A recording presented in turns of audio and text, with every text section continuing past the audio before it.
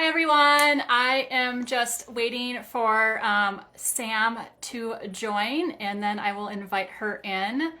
And we are excited to all be meeting today.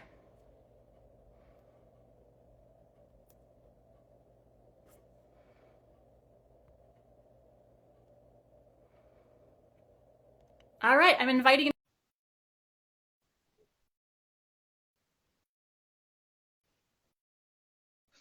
All right, here's Sam. She's coming in. Hi, Sam. Hello, Lindsay. We got it to work first try. Yay! Yay!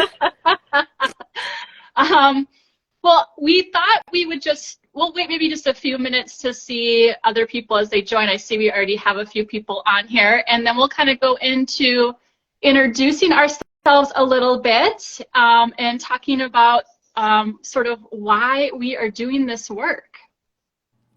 I see Nian. Hi, Nian. I see Nian on here. Yeah, I see quite a few people are joining. I see Leslie.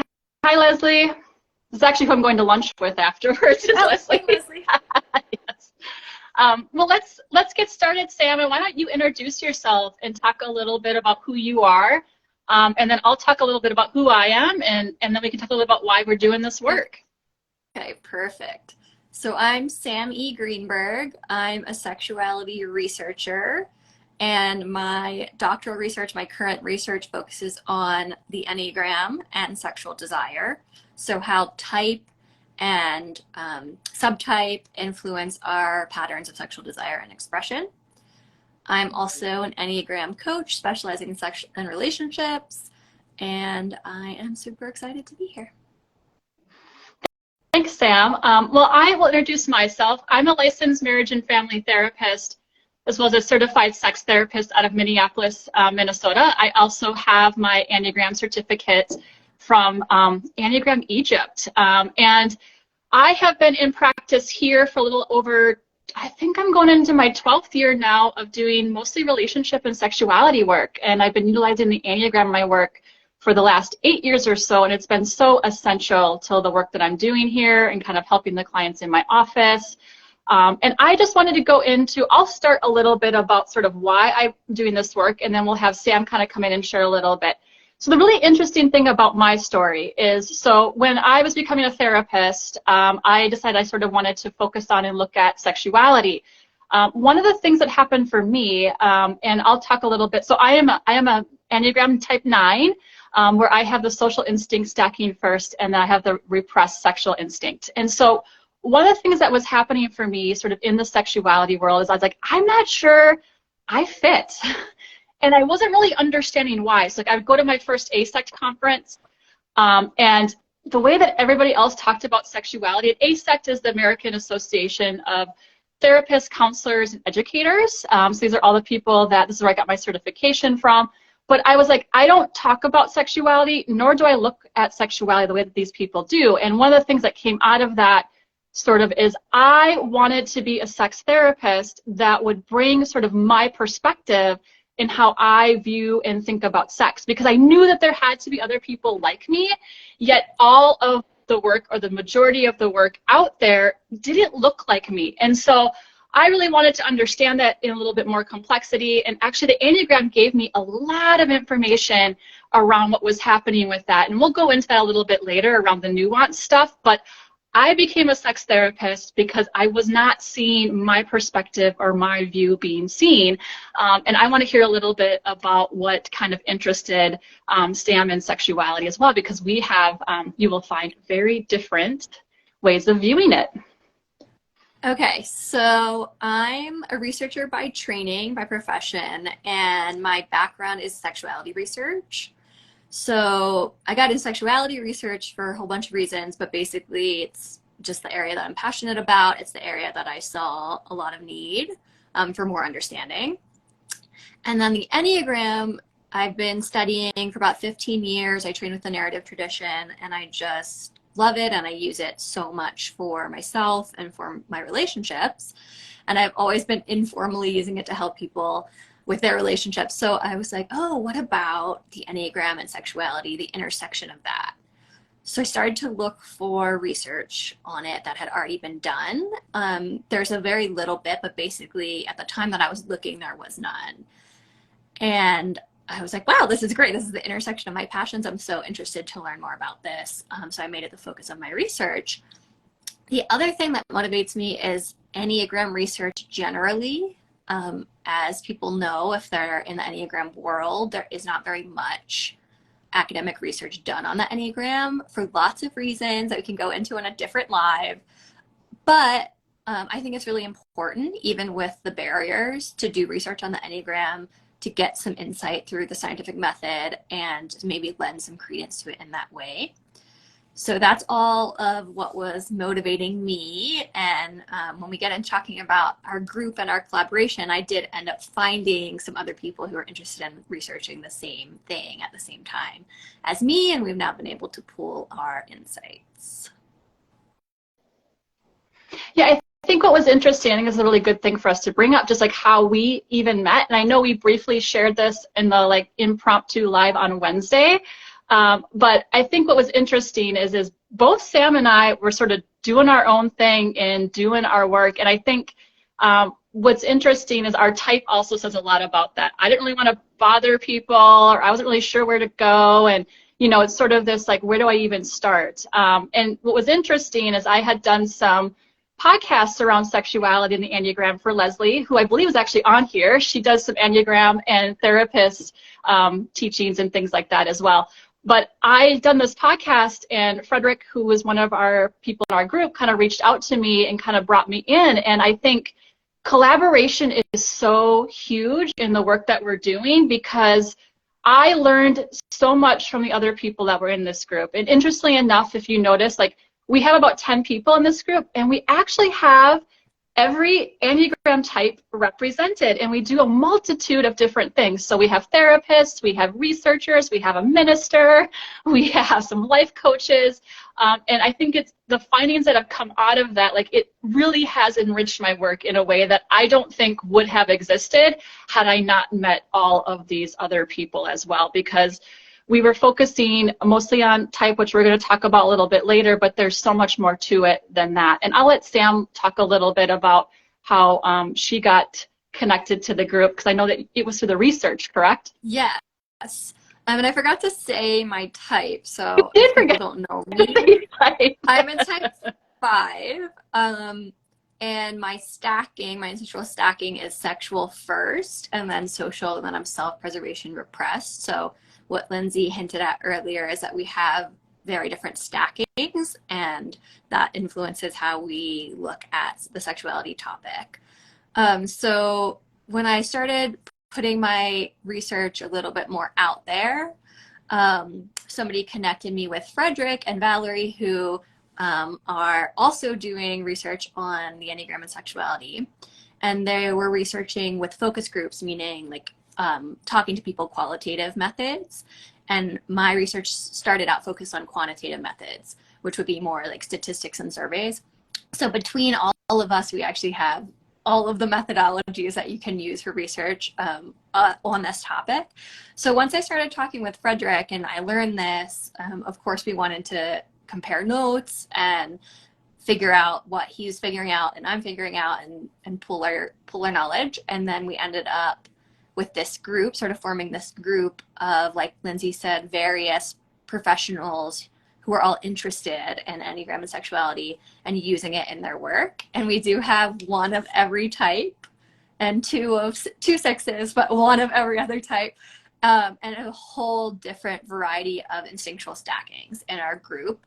And that really helps us check our own biases with what we think about sex in the Enneagram. So one thing that happened for me as a 5, and the way that my type is a little bit anti-collaboration, is that I was sort of like, oh, I'm the lone wolf just with my theories and my research, and I don't need anybody else. And as far as I knew, there was nobody else anyway. And once I got keyed into these other professionals, I learned so much. I gleaned so much from their insight that I actually ended up reshaping my methodology according to what I learned from them. And I can say a little bit more about that later. Yeah, I think what happened for me is being connected to the researchers and things like this as well is like the research was like showing the patterns and the things that were showing up in my office. So it was like this affirmation of like, yes, like the things that I'm seeing, the things that are happening, like there is some research to sort of back up what is occurring. And I think one of the really interesting pieces as well is that similar to you, Sam, it's like I don't want to bother people. Like I'm a little bit more afraid sort of to like reach out. It's like actually doing stuff like this, I'm constantly being like pushed by others to kind of continue to have my presence and to continue to show up. So like it was Leslie, like Leslie, Lindsay, I really think you should do this podcast on Enneagram and sexuality. And it's like a lot of you in the group have really like just pushed me to like continue to show up and have my presence. And I think one of the things you guys commented once, like, we didn't know you knew so much because I don't often like share it unless somebody like asks me. And so I've been really trying to have more presence in the sense, it's like not only did I learn information, but I think the growth that comes from like having you all as like my supporters and like you can do this and we're here to support you. All of you did that. I think it's really funny, like both said like, oh my God, our whole group is like, we'll be there, we'll be supporting you. And I'm like, oh no, I'm really getting nervous about this. But what I also love is like, you know, so one of the things in the sexuality world, which we're going to talk a little bit more about with the nuances, is that a lot of the people are sexual instinct dominant. And so like we're going to talk a little bit more about how that shows up, because with me having the sexual repressed, and like, and even in our group, I think most people are sexual instinct dominant. I think there's a few of us that have the sexual instinct in the repressed position. And so it's just a really interesting perspective to understand sort of how that piece shows up. And you're going to talk about that piece sort of within the research as well. And I'd be curious sort of what you have been finding, because you've been doing the all that data collecting in the background. Yes. It's all collected. Now it's analyzing it. Yeah. So one of the main things that happened as a result of being part of our Enneagram and Sexuality professional group that we're talking about is that I ended up adding a whole bunch of work for myself. I added an entire secondary analysis to my analysis plan that I was doing that I wouldn't have otherwise done. So my original research was on type, how type influences sexuality. And through, you know, talking to Frederick and Valerie and their early insights from focus groups and our group in general, what people are seeing clinically, like we realized all together that dominant instinct has a huge role in shaping our sexual desire, proclivities, expression. So I had collected information, luckily, anyway, on dominant instinct, but I wasn't planning on making that a big focus in my analysis. And because of this collaboration, I ended up adding an entire exploratory analysis that is going to speak to that. So I was actually done my regular analysis like 4 months ago. And everyone's like, oh, what about your data? I'm like, it's a little bit delayed because now I really want to speak to, for each of the things I'm measuring, I'm looking at things like desire, desire for solo sexual experiences, desire for partnered sexual experiences, use of sexually explicit materials, pleasure, putting your partner first or not, that kind of stuff. For each of those outcomes, I'm now looking at how all the 27 subtypes fall for those outcomes. And I'm going to be reporting that as well as a result of that being a big point of interest for us in our group. So I'm excited about it, and it definitely wouldn't have happened without all of you. Yeah, I think what's really interesting and what we've been kind of alluding to is that we are actually finding, like in the practice and even in the research that you're doing, is that the instinctual bias or stacking actually has huge influence. So you're going to actually be more similar. So like for me, there's two of us that are social dominant sort of in our Enneagram and Sexuality group. And like we are actually a little bit more similar than even the other people that are the same type as me. And it's really interesting as well, because I think you've got to be really careful sort of like especially the clinical perspective and what you're saying and doing is it's like if you're just going off type, you're really missing some like really essential pieces. So like even for me, like having the sexual instinct repressed, right? If you're coming to me and saying have more passion, have more desire, it doesn't really matter if I'm a 9, a 6, a 1, or whatever it might be. In reality, like, I don't have a clue what you're talking about. And the interesting thing is like, I had a previous partner, so I have a previous partner I lived with before my husband for a couple of years, and he kept saying to me, like, you're lacking passion, like, you're lacking. I'm like, what are you talking about? Like, I'm passionate, I got my career, I'm moving towards the things that I want. And like, I really didn't have a clue what he was talking about until I had more understanding of the Enneagram and sort of the instinctual stacking. Like, what he was talking to me is like, I don't feel the desirability and the passion of that sexual instinct and that play back and forth from you. And the thing is, I still today struggle with exactly what that is. I think you guys, I mean, I think some of you kind of joke sometimes, like, oh yeah, sexually repressed, she doesn't know. And like, I think that when we're doing this in the clinical setting, is that we really have to pay attention to how that piece plays out. Because if you're going to tell me to have more passion, I don't have a clue of what you're talking about. Like, we have to help the person understand exactly how to activate the sexual instinct. And there are some ways that I've been learning to do that. And honestly, it has to do with people like Dace in our group who said, Lindsay, put on some brighter clothing and see how you feel. And it's really interesting. And I was like, okay, Dace, I'll do that. But I really, like, putting that colorful clothing on, like, made a huge difference. I wouldn't have known how to do that if I didn't have the other people in the group that sort of had that instinct first. And so I think it's just so essential how we do that. And I'd love to hear more of your thoughts. I love how you and I are different too, Sam, because it's like we can kind of like tell me more about that. Tell me more about that. And I like that dynamic as well. So I'd love to hear some more from you. Yeah, and what's great is, I mean, type still matters a lot. Mm-hmm. So we have like our 9-5 relationship that I think is so beautiful whenever I see it. But then we have all this extra complementarity going on with our different stackings that makes it really great to come at this perspective. And we have a clinician and a researcher, which is why we're doing this series, to pool our knowledge and our insight to make, you know, something whole. I'll say something funny related to what you mentioned. So if you just imagine that everyone of your same type is like you and you're not considering stacking, you're going to be making a lot of wrong assumptions. And the way this played out for me, and you guys will see this when my research is published, is that all of my hypotheses about fives were completely wrong, like dead wrong. And a lot of my hypotheses about other types were correct. So I'm a sexual dominant 5, which is considered to be the counter type if you ascribe to that, meaning it's quite different than the other two. And a lot of what I thought 5s would say is more like what sexual dominance of any type would say. So the nuance was important even for me, my own understanding of other 5s. It turned out that my predictions of the patterns were just incorrect for 5s, specifically incorrect for 5s.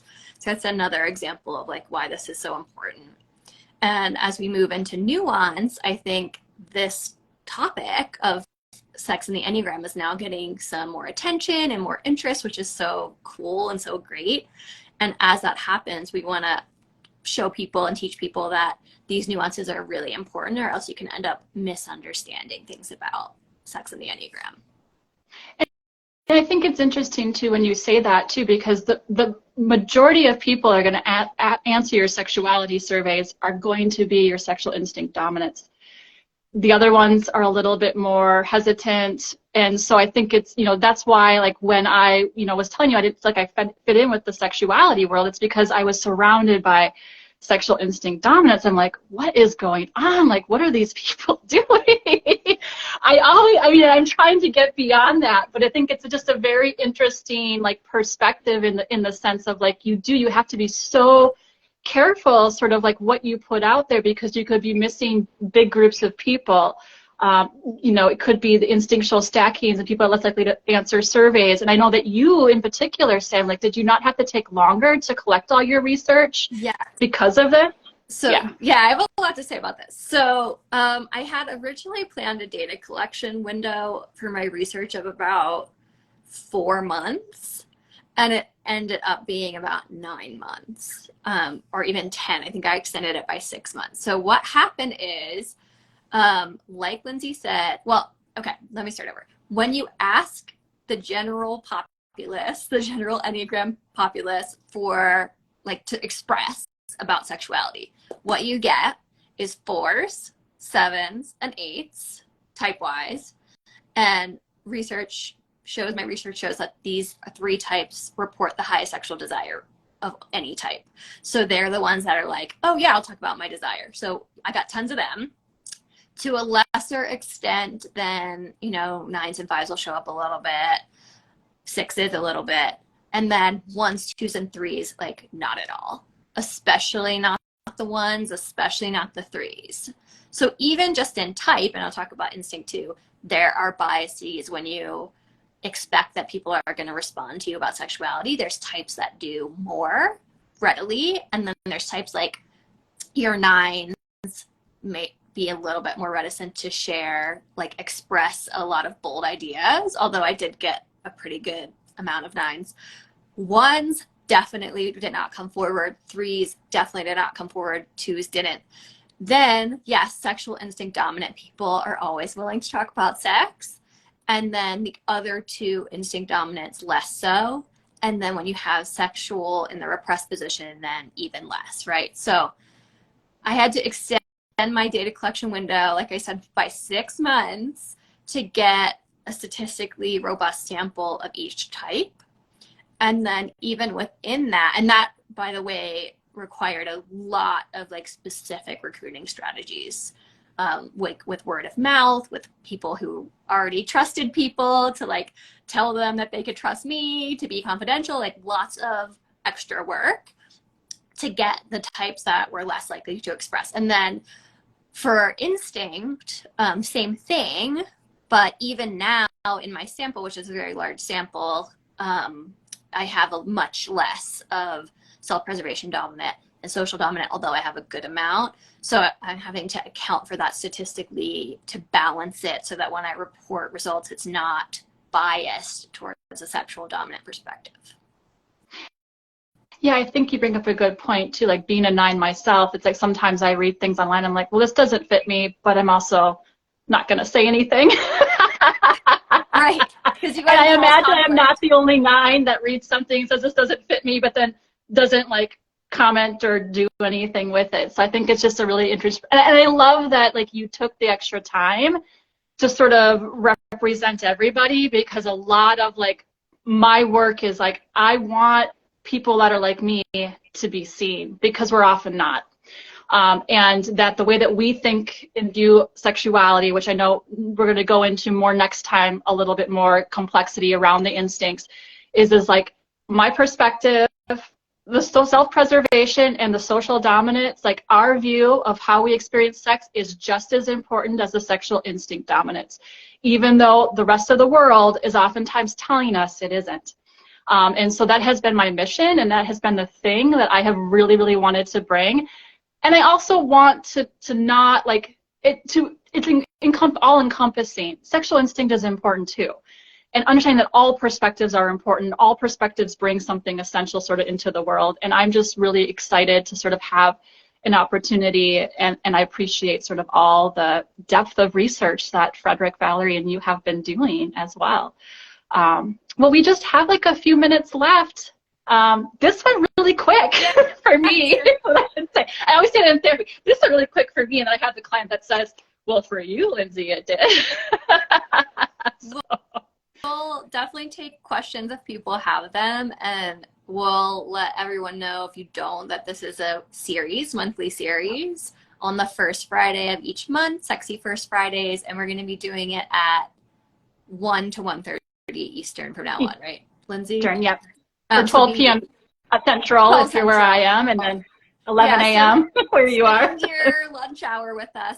But I think next time in March, we're planning to talk a lot more about instinct and stacking, and some more specifics around stackings, how they interact, and how sexuality plays out with them. So we have that topic planned, but we also love your ideas for future months if you have anything you want to see us talk about. Yes, please DM either Sam or I, because we would love to make sure that we're bringing in things that you want to hear about as well. And that way you can ask your questions and have us as your resource. Well, I think that is all then, and I just want to say thank you. I know that Sam and I were very anxious about this, but we decided it is time for us to show up and have presence. And we both kind of hide in the background for different reasons, but we're not going to do that anymore. So we are super excited. It was great to see everybody that actually was here and showed up. And then I will also make sure that this gets placed for you to watch later. So thank you. Take care. Yep, see you in March. Bye.